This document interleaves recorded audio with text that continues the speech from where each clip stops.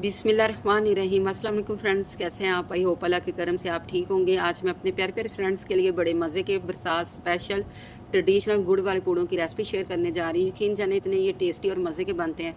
बरसात का ठंडा ठंडा मौसम हो तो दिल करता है कि कुछ मीठा खाया जाए, तो आप इन गुड़ वाले पूड़ों को ट्राई कीजिएगा, बहुत ज़्यादा मज़े के बनते हैं।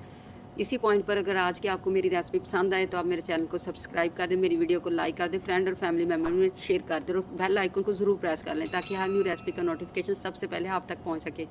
बिस्मिल्लाहिर्रहमानिर्रहीम। मैंने ये तकरीबन आधा किलो गुड़ लिया है, लेकिन हमने ये सारा यूज़ नहीं करना, हम इसमें जस्ट थोड़ा सा यूज़ करेंगे। इसको आपने दरदरा सा पीस लेना है। मैंने तकरीबन पौना कप ले रही हूँ।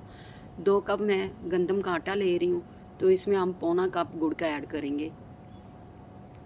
तो इसमें मैं फ्लेवर के लिए 3 छोटी इलायची के बीज निकाल के वो ऐड कर रही हूँ। अगर आपके पास पीसी इलायची है तो हाफ टी स्पून आप वो ऐड कर दें।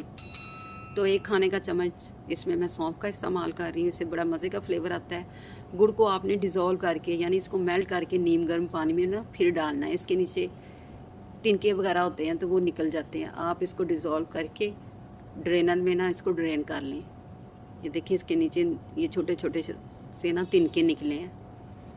तो आपने ना पानी ठंडा यूज़ करना है, आटे में आपने गर्म पानी नहीं डालना। गर्म पानी डालेंगे तो आटे में फ़ौरन लम्स बन जाएगा और हमारा बैटर ये सही नहीं बनेगा। थोड़ा थोड़ा आप गुड़ वाला पानी डालते जाएं और इसको मिक्स करते जाएं। आपने ना ज़्यादा इसको थिक करना और ना ही ज़्यादा इसको ना रनी करना है, यानी ज़्यादा पतला भी ना हो। ये देखिए, इस तरह की इसकी ना इतना ये थिक होना चाहिए, आप चेक करें। ये देखिए, मैं स्पून से गिरा रही हूँ, इस तरह होना चाहिए। ये आपने ऑयल लगाए बगैर आपने डोंगे या किसी चम्मच की मदद से बैटर को फ्राई पैन में डाल देना। आप चाहे तो इसको तवे पे भी बना लें। नॉन स्टिक फ्राई पैन में बनाएंगे तो ज़्यादा बेस्ट रहेगा। स्पून की मदद से आप इसको ऐसे सारा ना इक्वल कर लें, जितना हो सके आप इसको ना ऐसे ज़्यादा ना पतला सा फैला लें।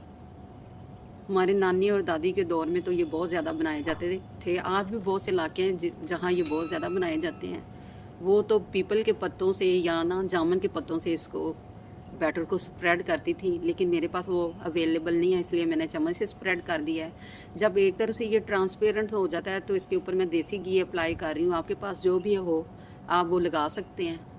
इसकी आप साइड टर्न कर लें, दूसरी साइड पे भी देसी घी लगाएं और आपने ये लो फ्लेम पे सारा काम करना है। लो फ्लेम पे आपने इसको अच्छी तरह कुक करना है, हाई फ्लेम पे नहीं करना, नहीं तो ये ऊपर से जल जाएगा और अंदर से कच्चा रह जाएगा। ये देखिए, आप ऐसे इसको अच्छी तरह सेक लें 4 से 5 मिनट तक दोनों साइड से। चेक करें फ्रेंड, कितना प्यारा ये देखिए पूड़े का कलर आया है। तो अब मैं इसको ग्रीस कर रही हूँ मक्खन से। आप चाहें तो इसको देसी घी से ग्रीस कर लें, अगर नहीं करना चाहते तो आप ना भी करें। ऑयल में भी आप इसको बना सकते हैं, जैसे आपको अच्छा लगे।